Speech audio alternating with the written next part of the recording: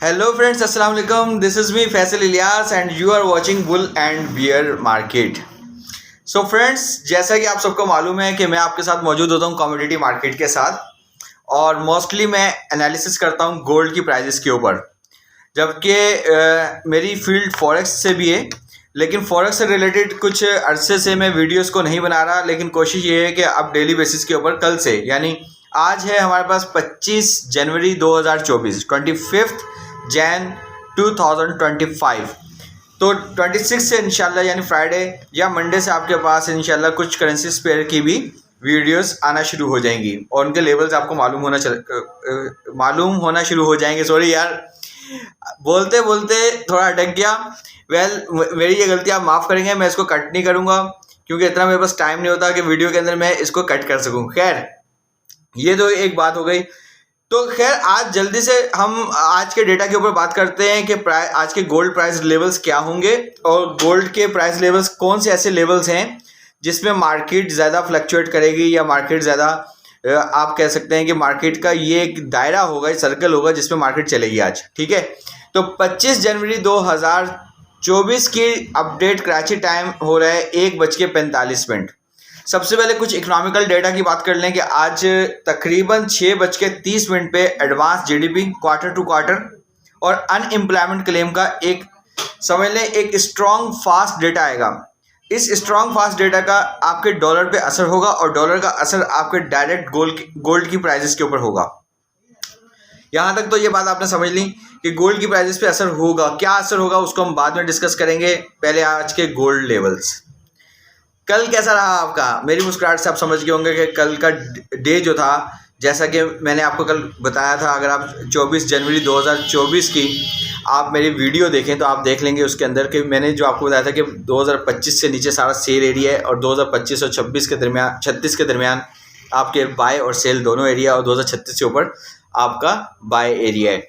लेकिन आज के सिनेरियो में क्या है? आज के सिनेरियो में सबसे इम्पॉर्टेंट बात क्या है? आज के सिनेरियो में सबसे इम्पॉर्टेंट बात यह है कि आज आपका सबसे स्ट्रॉन्ग एरिया है 2011 से लेकर 2023 डॉलर पर आउंस का एरिया। I repeat once again, 2011 dollar पर आउंस से लेकर 2023 डॉलर पर आउंस का जो एरिया है, ये आपका बड़ा स्ट्रॉन्ग एरिया है। यानी 2011 में आपकी स्ट्रॉन्ग सपोर्ट बाकी है और 2023 के ऊपर आपकी रेजिस्टेंस है। बेस्ट ट्रेडिंग क्या होगी? 2011 की क्या ट्रेडिंग हमने लेनी चाहिए? अगर मैं होऊंगा तो 2011 पे चांस लूंगा बाय का। अगर कोई सेफ ट्रेड करना चाहता है, ज़रा मोर मार्केट को देखना चाहता है, तो 2007 का वेट करे, लेकिन हो सकता है 2007 में मार्केट ना जाए, पॉसिबल है। और ये भी पॉसिबल है कि 2007 से नीचे उतर जाए, लेकिन 2011 पे फर्स्ट एंट्री बनती है बाय की। 2023 पे सेल की फर्स्ट एंट्री बनती है, लेकिन मैं I would like to prefer all of you कि 2028 2032 पे आप सेल की एंट्री लें।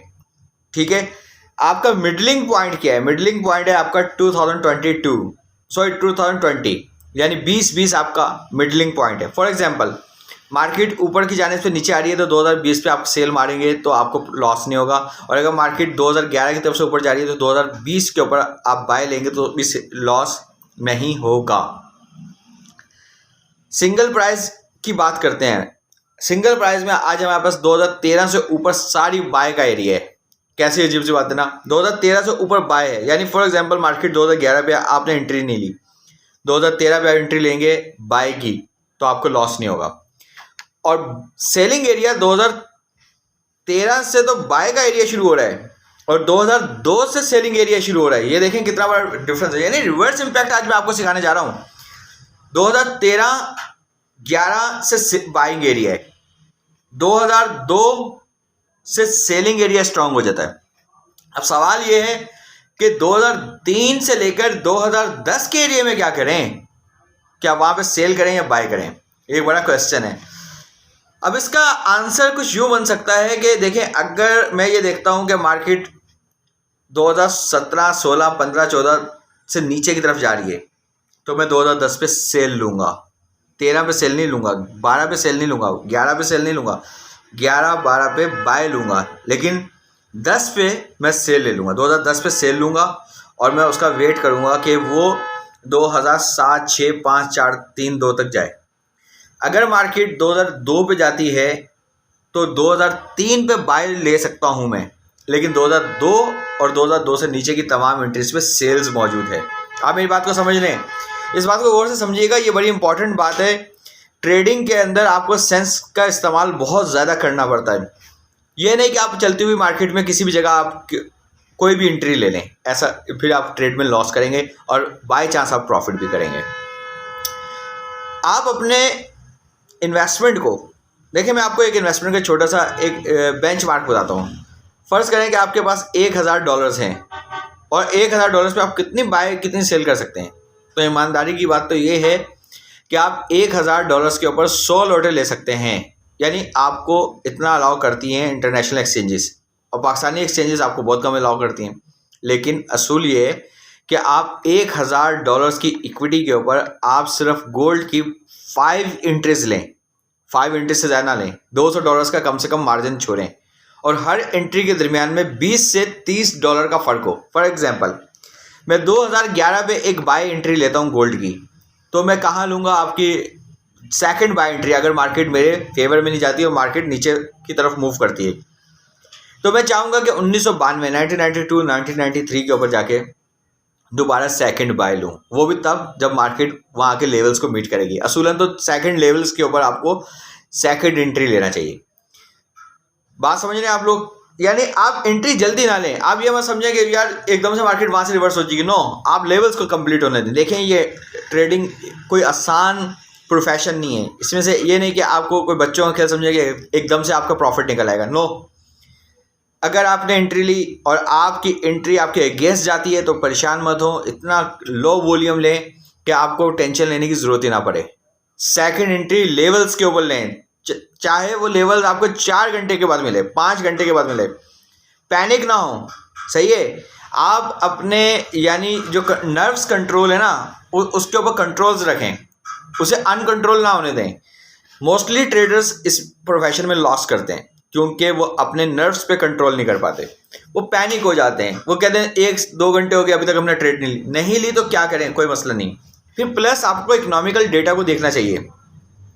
ये इकोनॉमिकल डेटा, यूएस डेटा जो होता है, ये आपके ट्रेड का फैसला करता है कि आपकी मार्केट किस साइड पे जाएगी। कल हमारे पास इकोनॉमिकल डेटा के मुताबिक तमाम डेटा डॉलर के फेवर में था, डॉलर को स्ट्रॉन्ग किया और गोल्ड की प्राइस को डिक्लाइनिंग फॉर्म में ले आया। अगर फॉर एग्जांपल आज शाम 6:30 से लेकर रात तकरीबन 8, साढ़े 8 बजे तक का ये डेटा नेगेटिव हो जाता है और डॉलर के फेवर में नहीं होता, तो गोल्ड की प्राइस दोबारा ऊपर चली जाएंगी। तो फिर वहाँ पे लेवल्स रिस्पेक्ट नहीं होते। फिर वहाँ पे लेवल्स, बात की बात है जब मार्केट बिल्कुल एक कहते हैं ना, जैसे हिंदी का वर्ड है शांत हो जाती है, यानी उर्दू में ठंडी पड़ जाती है, तो फिर उसके बाद लेवल्स के ऊपर काम करते हैं। वेल, सम अप करते हैं बहुत तेज़ी से कि आज हमें किस तरह से ट्रेडिंग करनी है। 2011 और 7 के ऊपर बाय है, 2023 और बेस्ट 28 के ऊपर सेल है, उससे बेस्ट 32 और 36 के ऊपर सेल है। मैं क्या करूँगा, मैं 2011 के ऊपर बाय लूँगा, 2007 पे भी बाय ले सकते हैं, और 2023 और 2028 और बेस्ट 28, बार बार बोल रहा हूँ मैं, 28 के एरिया बेस्ट है, 2028 पे आप सेल ले सकते हैं, और 2036 के ऊपर सेल लें, 32 को रेस्पेक्ट ना करें, 32 के ऊपर फिर भी आप फंस सकते हैं, और 2046 का एरिया। और रिवर्स ट्रेड करनी है तो अगर मार्केट ऊपर से नीचे की तरफ आ रही है, यानी ऊपर से गिरते हुए नीचे की तरफ आ रही है, तो आप 2020 पे, यानी फॉर एग्जांपल मार्केट चली जाती है 2022-23 पे चली जाती है और मार्केट नीचे की तरफ आ रही है, तो 2020 पे सेल बनेगी, 2010 पे सेल बनेगी। और मार्केट अगर नीचे से ऊपर जा रही है, यानी फॉर एग्जांपल मार्केट 2007 पे खड़ी है और नीचे से ऊपर जा रही है, तो 2011 पे सेल बाय बनेगी और 2020 पे दोबारा बाय बन जाएगी, क्योंकि मार्केट नीचे से ऊपर की तरफ जा रही है। समझिए, लास्ट बार दोबारा बता रहा हूँ और सुनिएगा। एक्चुअल लेवल्स हैं 2007 और 11 के बाय के, 2023, 28, 32 और 36। 32 को मैं कंसिडर नहीं करता, उस पर सेल का लेवल है। अगर मार्केट रिवर्स आ रही है, यानी 2007 से ऊपर की तरफ जा रही है, तो 2007 से ऊपर जा रही है तो 13 से ऊपर बाय ही बाय है, 13 से नीचे 13 पे, यानी मार्केट अगर 2013 पे खड़ी हुई है तो आप बाय ना लें, सॉरी सेल ना लें, बाय लेनी है। और 2010 के ऊपर आप एंट्री सेल की ले सकते हैं अगर मार्केट रिवर्स फॉर्म में है। ये बात समझ में आ रही है आपको? अगर आपको इस वीडियो में कोई कन्फ्यूजन है, कोई ऐसा प्रॉब्लम है, आपको ये बात समझ में नहीं आती कि मुझे इंटरेस्ट लेने में अभी भी दिक्कत आ रही है और प्रॉब्लम है, तो आप मुझे डायरेक्ट वीडियो पे कमेंट कर सकते हैं या आप मेरे दिए हुए ईमेल एड्रेस के ऊपर कमेंट कर सकते हैं। आप मुझे ईमेल कर दें, मैं आपको उसका आंसर कर दूंगा। आज केयरफुल ट्रेड कीजिएगा। आज यूएस का बहुत लॉन्ग डेट है, शाम 6:30 बजे। आप ज़्यादातर अकाउंट्स अगर आपके अगेंस्ट में जाएं तो फ़ौरन लॉस लेकर निकल जाइएगा मार्केट से। ये वेट मत कीजिएगा कि मार्केट आपके फेवर में आ जाएगी। लॉस लेकर निकल जाएंगे, आपको प्रॉफिट हो जाएगा। ये कैसे हो जाएगा आपको पता है, ट्रेडर्स समझते हैं, क्योंकि आप अगली अच्छी बेस्ट एंट्री का वेट करें। अपना ख्याल रखिएगा। मिलते हैं नेक्स्ट वीडियो के साथ, और नेक्स्ट वीडियो इंशाल्लाह मेरी बहुत जल्द आएगी। तो जब तक आप लोग मार्केट को अच्छे से एनालिसिस करें, मेरी इस वीडियो को अगर आप समझते हैं इस काबिल, तो आप लाइक और शेयर कर दें, और सेकंड ये कि आप सब्सक्राइब भी करें। कोई इसके अलावा कोई आपको मार्केट की अंडरस्टैंडिंग में कोई प्रॉब्लम है तो आप मुझसे क्वेश्चन कर सकते हैं। अपना ख्याल रखिएगा। अल्लाह हाफिज़।